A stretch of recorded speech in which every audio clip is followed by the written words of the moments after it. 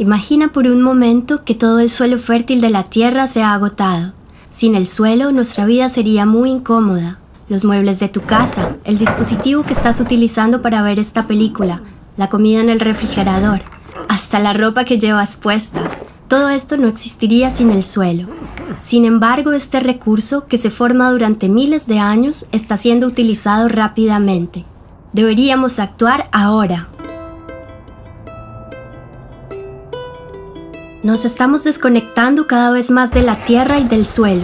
Más de la mitad de la población mundial vive en ciudades, y para el año 2050 las ciudades albergarán casi al 70% de la humanidad.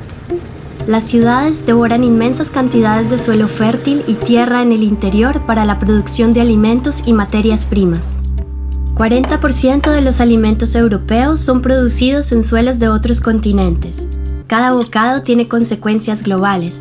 Estamos comiendo del plato de otras personas. El sustento de muchas personas alrededor del mundo depende de su acceso a suelo fértil.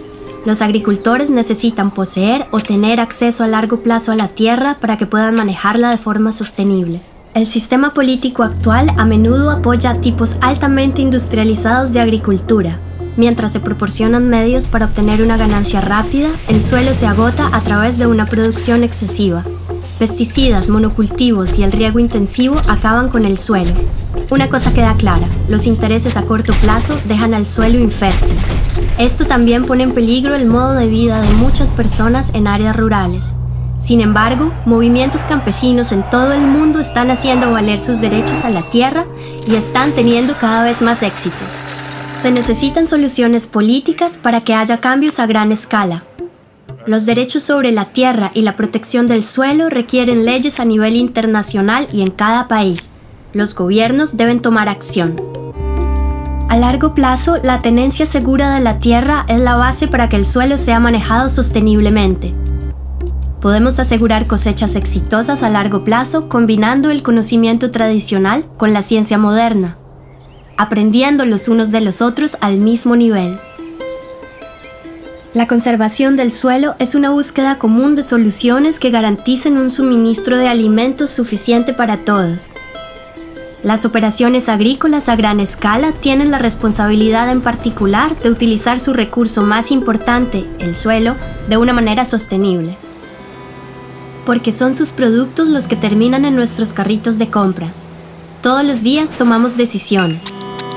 Si compramos productos importados de los confines de la tierra o los productos producidos en nuestra región.